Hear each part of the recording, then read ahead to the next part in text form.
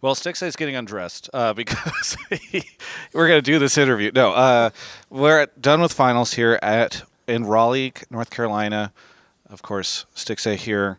This coverage brought to you by Alienware to talk about the biggest news of the week. What do you think of CLG going under, Stixay? Uh,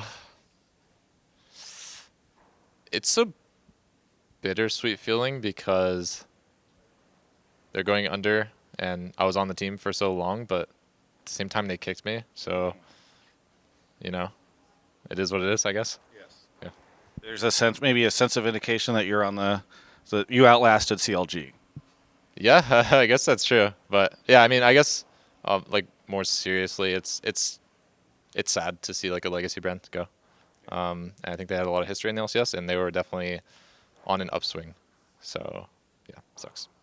Well, obviously, just joking about this being what we're going to talk about because you guys just played against Cloud9, and I know not the victory that you guys wanted, but it was a fairly competitive series for most part, and you guys ended up taking a game off of them in pretty dominant fashion.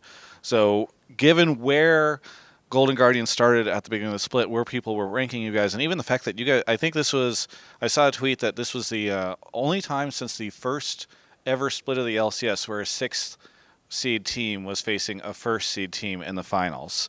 The last time was Good Game University against TSM.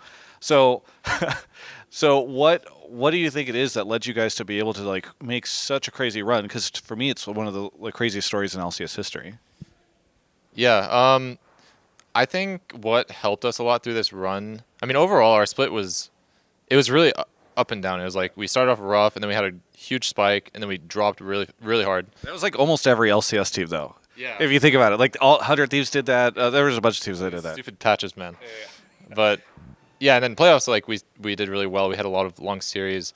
We were down 1-2 versus 100 Thieves and FlyQuest, and managed to come back.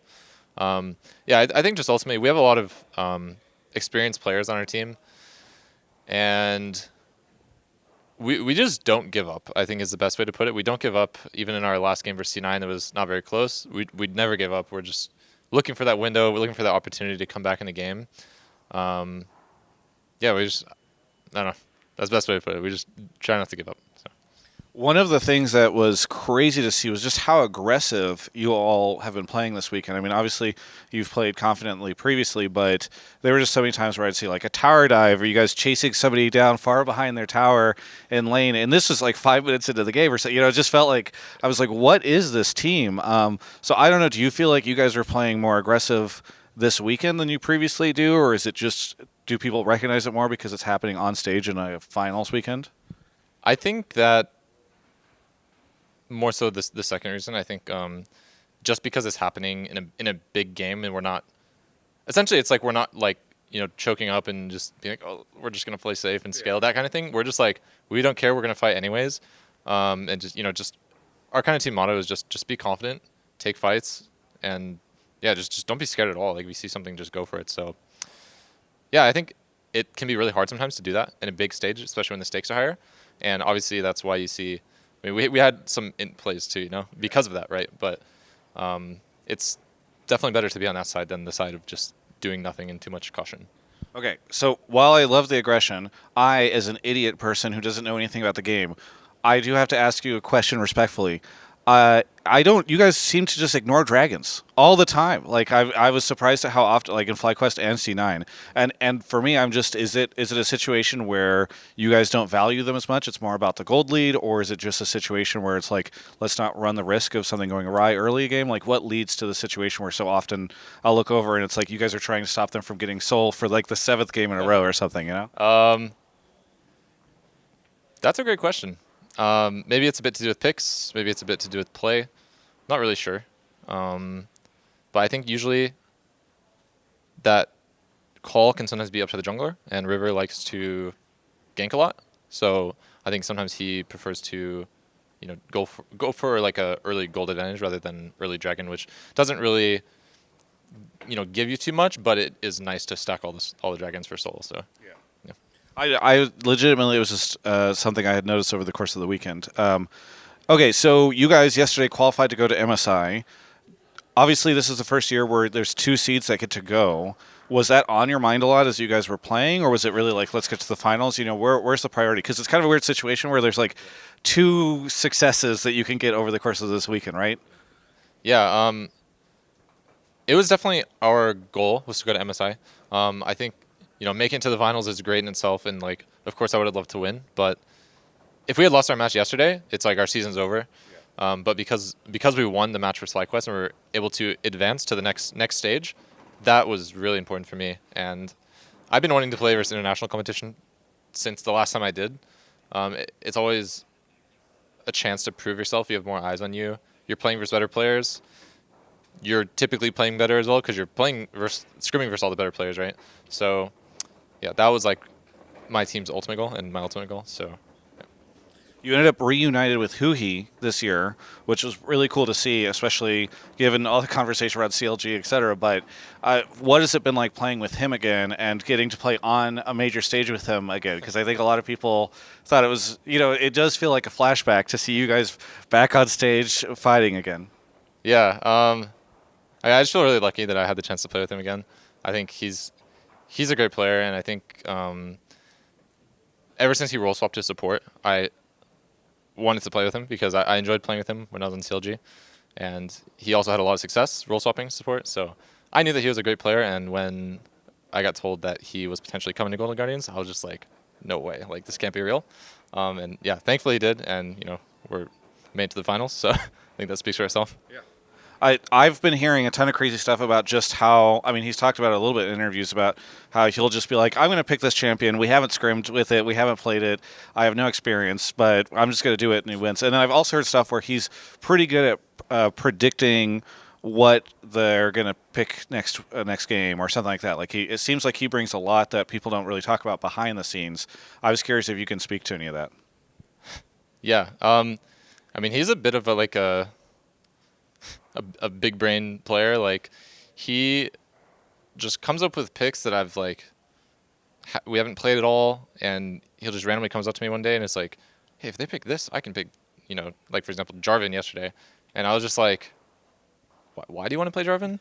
And then he just explains it to me, and then he's like, just trust me, and then we had one scrim with Jarvan where we lost in like 4 minutes and we would just FF the game, and then randomly this weekend, I guess he was just feeling the Jarvan. So, I trust that if he is going to recommend a champion, he's not like trolling. Like he's not going to just pick it when he's not good at it. Like I just trust that he's going to be good at what he plays, right? So, and every time he has suggested champions like that, it's worked out for us, and I think it is part of the reason why we got so far. Was our draft flexibility. So, yeah, I don't know. Props to him. Okay. Golden Guardians as an org scolded everyone basically at the beginning of this year by releasing a fuck you video. You all ranked us lower than you should have, and you didn't believe in us. Okay, you proved us all wrong. So now help tell us, what should our expectations be, Stixay? Because now we're listening, so let us know where you think we should actually believe you're going to be in terms of MSI. In terms of MSI? Because you're going to MSI. That's the next thing for you. Right, yeah. I have no idea. We don't even know all the teams that are going there yet, but my gut feeling is that we have a lot to work on. I think especially me, I need to level up for us to do well at MSI. And luckily, I think I tend to do well in pressure situations, so I hope that we can do that. But yeah, we need to improve to do well there, for sure. All right. So there's no fuck you video if everybody's like, I'm not sure about Golden Guardians at MSI. No, I think it's valid. Yeah. Okay. Yeah. Very good. Is there anything you want to say to any of the fans out there? Yeah, just thanks to everyone who supported us. Thanks to all the new Golden Guardians fans that I'm sure we gained this split. And the fan turnout at Raleigh was great. We had a great time, and the crowd was very loud, and it was a very fun event. So thank you guys.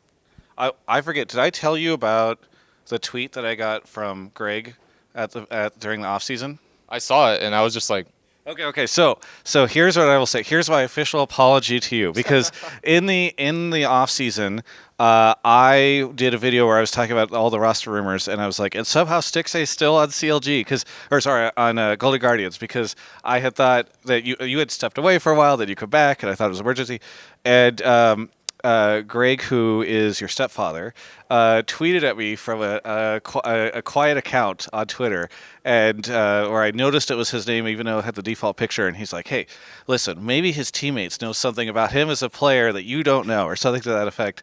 And I replied, I was like, "Hey, listen, I'd love to be proven wrong or whatever." Anyway, I told him today. I bumped into him. I told him that he was right and I was wrong. So there you go. Long live my job as an analyst. Anyway, thank you so much. Congratulations, Stixay, and looking forward to seeing you at MSI. For everyone else, you can check out the rest of my coverage of all things LCS right here on my YouTube channel. Hey, thank you so much for watching this piece of content. I love Raleigh, North Carolina. I have never ever expected to be here, but it's been pretty cool. I've had a good vibe situation going on here, and I wouldn't be able to afford to travel to Raleigh, North Carolina to cover the LCS Spring Finals if it wasn't for Alienware. So thank you so much to Alienware for supporting my content. I've got my X14 right here. We're at the hotel, and that's what allows you to get this coverage. So thank you so much to Alienware for the support. You can check them out at the link in the description at alienware.com/Travis.